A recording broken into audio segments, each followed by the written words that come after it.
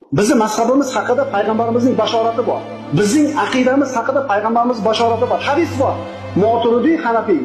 Payg'ambarimiz aytdilar: "La tuftahannal Qustantiniya." Qustantiniya albatta fath qilinadi. Fala ni'mal amiru amiruha va la ni'mal jayshu zalikal jaysh.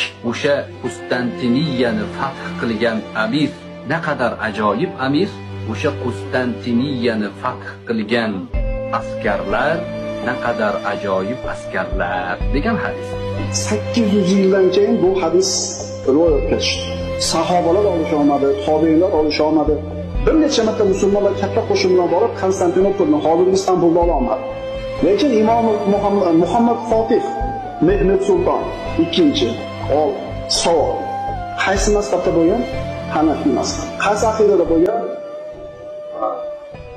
Assalomu alaykum.